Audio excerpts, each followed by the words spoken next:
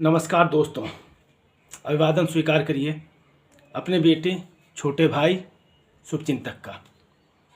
सर्वप्रथम आप सभी देशवासियों को नवरात्र के पावन पर्व की हार्दिक शुभकामनाएं एवं बधाई। साथ ही साथ समस्त देशवासियों को वक्फ अमेंडमेंट बिल पास होने के अवसर पर संसदीय समिति को बहुत बहुत बधाई। दोस्तों, आज हम बात करेंगे हमारी संसद में, हमारे देश में तमाम ऐसी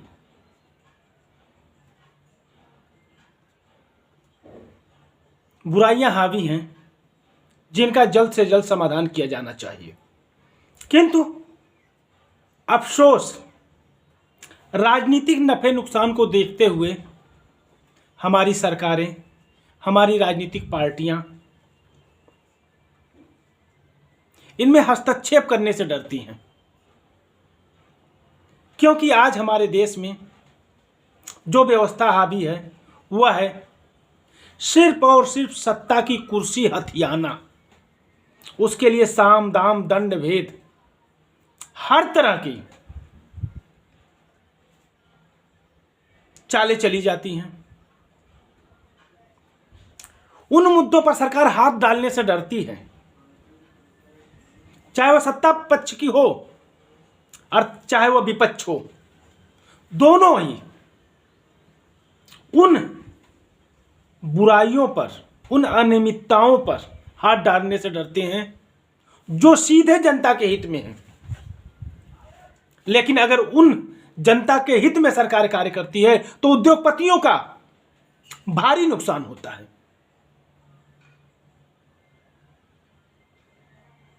राजनीतिक दल के चहेतों का भारी नुकसान होता है।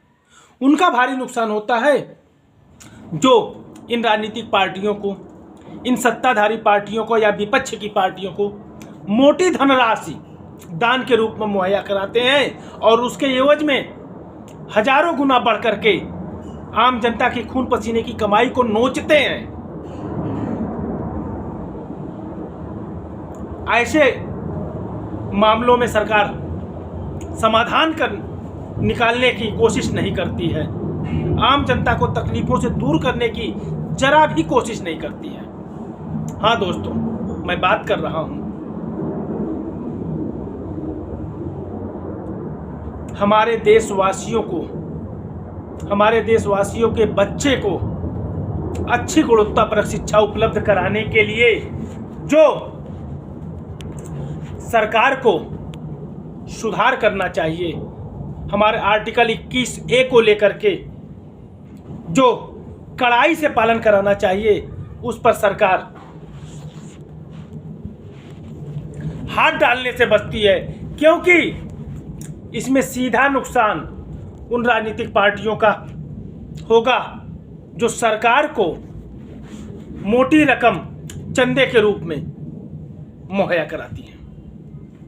आप देख ही रहे हैं, अमेंडमेंट बिल, वक्फ अमेंडमेंट संसद से पास हो गया है। अब राष्ट्रपति की मुहर का इंतजार है और यह देश में कानून बन जाएगा। ये अनियमितताएं, इसका समाधान होना जरूरी था और हुआ। यह अच्छी बात है, हम भारतवासी तहे दिल से इसका स्वागत करते हैं। क्योंकि जिस प्रकार कुछ चुनिंदे लोगों ने पूरे वक्त पर कब्जा किया था, यह किसी भी देश के लिए, लोकतंत्र के लिए, प्रजातंत्र के लिए सही नहीं था। उसका लाभ निचले पायदान पर खड़े हुए व्यक्ति तक पहुंचना चाहिए, लेकिन ऐसा नहीं था। लगभग 200 लोगों ने लगभग 2 लाख करोड़ की प्रॉपर्टी पर कब्जा करके रखा है वक्फ के नाम पर। अब गरीबों को भी वक्फ में हिस्सेदारी मिल सकती है। ठीक इसी प्रकार अगर सरकार कह रही है कि अमेंडमेंट बिल ला करके हम देशवासियों को उसका लाभ प्रदान करने का हमारा मकसद है। तो अगर देशवासियों की हमारी सरकार को इतनी चिंता है तो जो आज देख रहे हैं 2025-26 का नया सत्र स्कूलों में शुरू हो चुका है और हमारे शिक्षा के अधिकार जो कि हमारा फंडामेंटल राइट से 6 वर्ष से लेकर के 14 वर्ष तक के बच्चों तक आर्टिकल 21A के तहत जो उन्हें मिला हुआ है, मैं RTE एक्ट की बात नहीं कर रहा हूं। RTE एक्ट तो सिर्फ गरीबी रेखा से नीचे जीवन जीने वाले माता पिता के बच्चों पर लागू होता है और वह उन्हें लगभग 100% तो नहीं लेकिन जरूरत के हिसाब से उनको लाभ मिल रहा है। लेकिन आर्टिकल 21A का लाभ हमारे हिंदुस्तान के 1% बच्चे को भी नहीं मिल रहा है, क्योंकि आर्टिकल 21A कहता है कि हिंदुस्तान का हर वह बच्चा जिसने 6 वर्ष की आयु पूर्ण कर ली है और 14 वर्ष की आयु तक का है, उसे सरकार अनिवार्य गुणवत्तापरक मुफ्त शिक्षा मुहैया कराएगी। लेकिन इस पर कानून सख्ती से लागू कराने की हमारी सरकार में दम नहीं है, और दम इसलिए नहीं है क्योंकि सरकार अपने पांव में कुल्हाड़ी नहीं मारना चाहेगी। सरकार नहीं चाहती है कि गरीबों के बच्चे अच्छी गुणवत्तापरक शिक्षा पाकर के साक्षर बने, अपने पैरों पर खड़े हो, सांसदों विधायकों उद्योगपतियों के आगे हाथ जोड़ करके रिकमेंडेशन के लिए खड़े हों। सरकार की मंशा ये है, उनकी रैलियों में झंडा उठाए, भीड़ के रूप में एक बड़ा फोकस उनके सामने हो, एक बड़ा संदेश जाए। लेकिन अगर यही बच्चे अच्छी गुणवत्तापरक शिक्षा पा करके अपने पैरों पर खड़े हो जाएंगे, सेटल हो जाएंगे, भारत का नाम रोशन करेंगे, तो इनकी रैलियों में कौन जाएगा? जग जाहिर सी बात है, किसी भी पार्टी के रैली में भीड़ आम जनता होती है। निम्न मध्यम वर्गीय परिवार, निम्न वर्गीय परिवार और मध्यम वर्गीय परिवारों से भीड़ होती है। मेरे साथियों, किसी भी पार्टी के रैली में अंबानी अडानी भीड़ लेकर के नहीं आते हैं। वो आएंगे भी तो मंच की शोभा बढ़ाएंगे। धूप में भीड़ में खड़ी होने वाली हमारी और आपकी संतानें होती हैं, और अगर यही संतानें अच्छी गुणवत्तापरक शिक्षा पाकर के अंबानी अडानी की श्रेणी में पहुंच जाते हैं अगर, तो भीड़ कहां से दिखाई देगी? अब आप अंदाजा लगाइए, क्या यह सरकारें आपके बच्चों को अच्छी गुणवत्तापरक शिक्षा प्रदान कराने के लिए पहल करेंगी? कदापि नहीं करेंगी मेरे दोस्तों, कदापि नहीं करेंगी। क्योंकि 77 वर्ष हो गए हमें आजाद हुए, और हमारे संविधान के आर्टिकल 45 में शिक्षा का अधिकार का उल्लेख किया गया है। तो इन 77 वर्षों में आपको आपका अधिकार नहीं मिला, तो क्या लगता है यह सरकारें बिना आपके पहल के, बिना आपके उग्र होने के हुए बिना या आपके बच्चों का अधिकार देंगी? आर्टिकल 21A के तहत अपने कारोबार पर जो शिक्षा का एक बड़ा व्यवसाय बनकर हमारे भारतवर्ष में उभरा है, सन 1995 के बाद जिस प्रकार से हमारे देश में शिक्षा का व्यवसायीकरण हुआ है, शिक्षा का बाजारीकरण हुआ है, वह हमारे आने वाले दिनों में हमारे भारतवर्ष का बेड़ा गर्क करने के लिए पर्याप्त होगा। लेकिन इन उद्योगपतियों का, इन नेताओं का, इन मंत्रियों का, इन सांसदों का, इन विधायकों का, इन नौकरशाहों का बाल विवाह का नहीं होगा। विध्वंस होगा तो आपका और हमारा, हमारे बच्चों के भविष्य का, क्योंकि इसके उत्तरदायी भी हम ही होंगे। क्योंकि हम ही और आप सिर्फ धर्म के नाम पर, जात के नाम पर, मजहब के नाम पर, सांप्रदायिकता के नाम पर अपनी सरकार चुनने लगे हैं। हमें अपने बच्चों के भविष्य की जरा भी चिंता नहीं है। अभी कल ही मैंने एडमिशन कराने गया फर्स्ट के बच्चे का, अपने बच्चे का 10,000 रुपये एडमिशन फीस, 500 रुपये रजिस्ट्रेशन शुल्क, 1500 रुपये 3 किलोमीटर का ट्रांसपोर्टेशन शुल्क, 5500 रुपये, 5,500 रुपये पर मंथ फीस। अब आप सोचिए, और स्टेशनरी 4,719 रुपये, जिसका बिल मेरे पास है। क्या कोई गरीब माता पिता अपने बच्चों के शिक्षा पर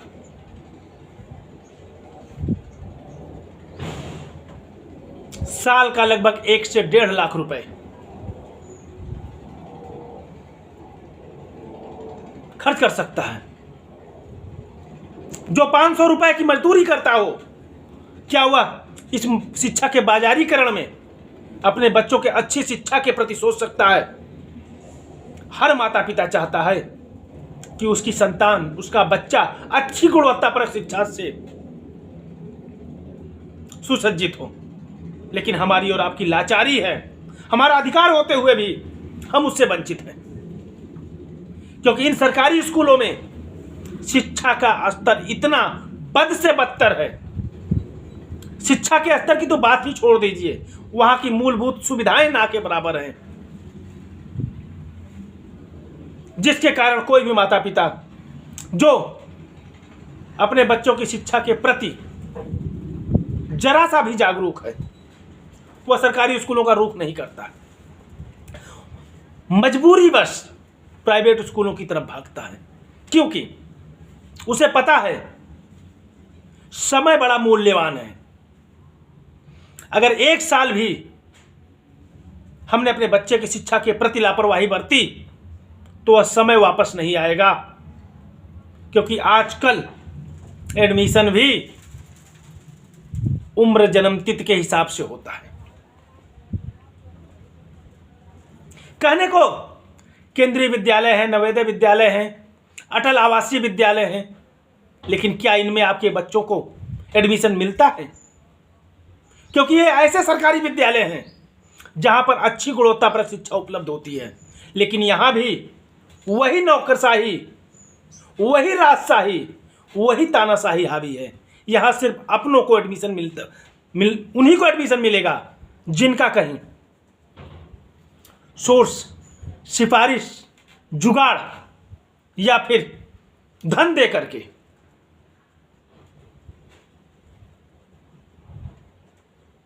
एडमिशन हो सकता है। 1 अप्रैल से केंद्रीय विद्यालय में सेकंड से लेकर के 12वीं तक के एडमिशन के फॉर्म मिलने चालू हुए हैं। फर्स्ट का तो ऑनलाइन होता है, सेकंड से 1 अप्रैल से 11 अप्रैल तक रजिस्ट्रेशन चलना है। दूसरी कक्षा से लेकर के 12वीं कक्षा तक, 11वीं को छोड़ करके, क्योंकि 11वीं में एडमिशन तभी होगा जब हाई स्कूल बच्चा पास होगा। लेकिन आप हिंदुस्तान के किसी भी केंद्रीय विद्यालय में चले जाएं, अगर आपको एक भी फॉर्म मिल जाए, सीधा पहुंचेंगे आप, वहां कहा जाएगा मेरे यहां सीटें तो खाली नहीं हैं, सीटें भर चुकी हैं। बिना फॉर्म दिया आपको बिना फॉर्म के वापस आना पड़ेगा, क्योंकि सीटें जो बची थी उन्होंने अपने लोगों का एडमिशन ले चुकी है।